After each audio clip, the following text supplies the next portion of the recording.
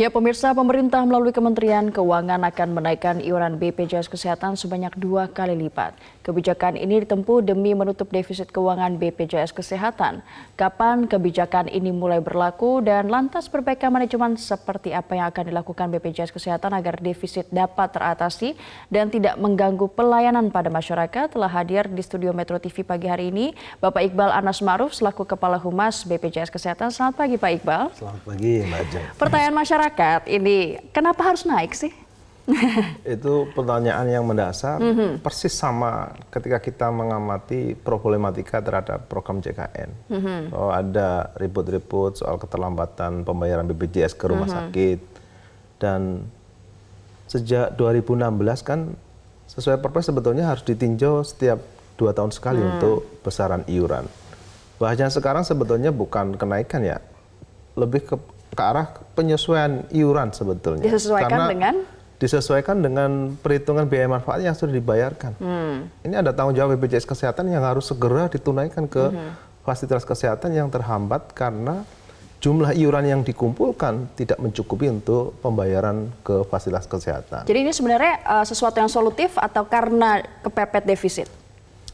Ini seharusnya sudah dilaksanakan tidak di 2019 sebetulnya ya, karena sudah banyak masukan ahli sebetulnya bahwa iuran yang diberikan oleh pemerintah iuran diskon sebetulnya, karena pemerintah mengintervensi program ini dari 2015 sampai 2018 dengan harus menyuntik sejumlah suntikan dana yang memang diatur khusus di PP 87 2013. Opsi yang selama ini selalu diambil adalah suntikan dana terakhir di 2018 itu kan ada sekitar 10,2 triliun.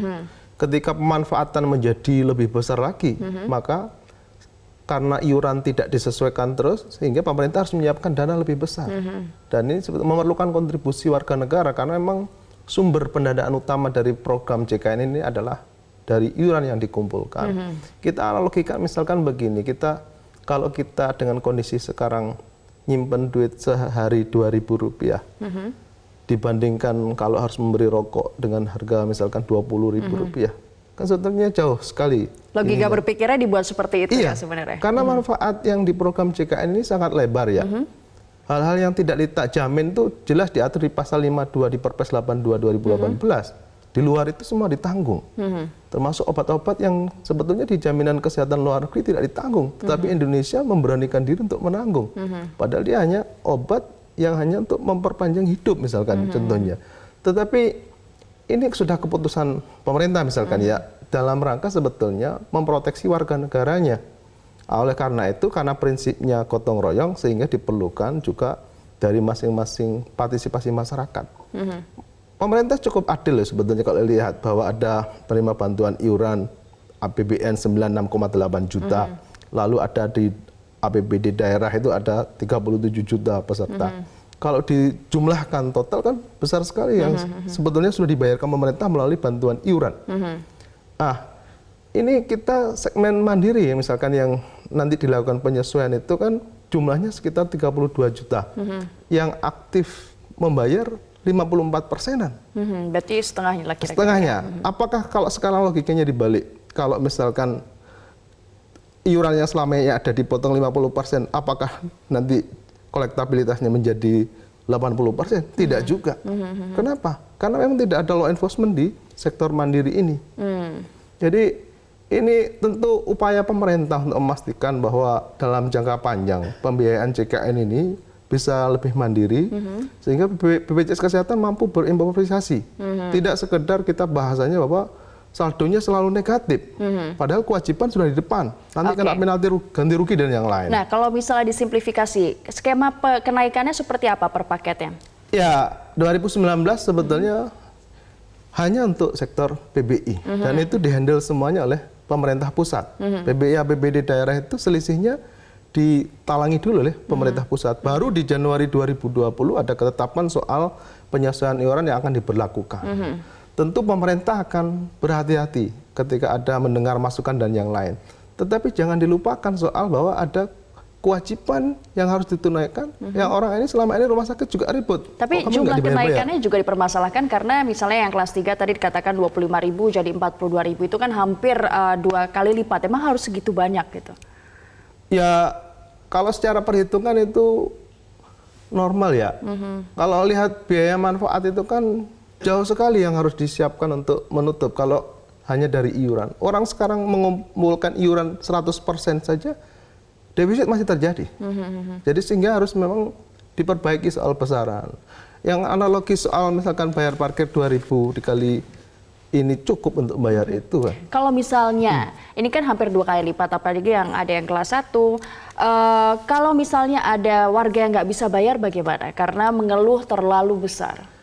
Ya, kita tentu berkaca bahwa ada penerima bantuan iuran daerah dan penerima bantuan iuran dari APBN. Kalau memang tidak mampu secara finansial untuk itu, tentu dimungkinkan untuk didaftarkan oleh pemerintah daerah atau pemerintah pusat. Tetapi dalam quote-nya, mampunya itu seperti apa, tidak mampunya kan begitu ya. Kadang kita ini suka kadang karena suruh bayar itu nggak mau gitu loh. Maunya gratis kan. Yang pola hidup pikir soal jaminan kesehatan kan karena sumbernya iuran, ya nggak bisa semuanya gratis. Coba dihitung, dari 96 ditambah 37 sudah lebih dari 100 juta yang dihandle oleh pemerintah. Dan tentu kita dari BPJS Kesehatan sebetulnya kan operator ya, pengelola program. Kita juga tidak nyaman misalkan kalau dari seakan-akan kadang disambung-sambungkan bahwa ketidakcukupan anggaran itu karena tidak benar di manajemennya. Padahal kalau kita, enggak ya Pak? Loh, coba lihat audit BPKP. Audit BPKP itu clear loh, karena yang diaudit semua populasi. Jadi itu menunjukkan betul ketika pemerintah akan mengambil kebijakan untuk menyelesaikan iuran, memang tidak terjadi apa-apa. Tapi apakah kenaikan yang hampir dua kali lipat ini justru sudah mengakomodir keinginan dari masyarakat? Sudah didengarkan belum masyarakat sampai ada angka hampir 2 kali lipat kenaikannya? Ya, kami percaya bahwa upaya ini kan sebetulnya dari pemerintah berhati-hati melakukan kajian berapa sebetulnya kebutuhan anggaran dan berapa risiko yang akan ditanggung misalkan karena disebabkan penyesuaian iuran terjadi peralihan dan yang lain. Saya kan sudah dikalkulasi secara matematika bahwa memang kalau ini tidak dilakukan sekarang, ini momentumnya akan reda. Nanti tetap saja harus disiapkan suntikan dana terus dan tidak pernah mandiri program ini. Sementara masyarakat sebetulnya memiliki kemampuan untuk membayar iuran tidak hanya sekedar misalnya kelas 3 sekarang 25.500. Justru yang didorong soal bahwa harus ada kontribusi warga masyarakat memang harusnya tidak lagi di near poor atau yang hampir miskin. Tetapi memang secara kemampuan finansial dia mampu untuk membayar misalkan 42.000 per bulan per jiwa. Untuk kelas 3-nya itu ya Pak ya. Nah ini ada beberapa tanggapan dari masyarakat soal kenaikan. Mereka setuju kalau misalnya nilai investasi yang disimpan atau sudah dibayarkan ini misalnya tidak terpakai atau tidak ada klaim, boleh nggak dikembalikan?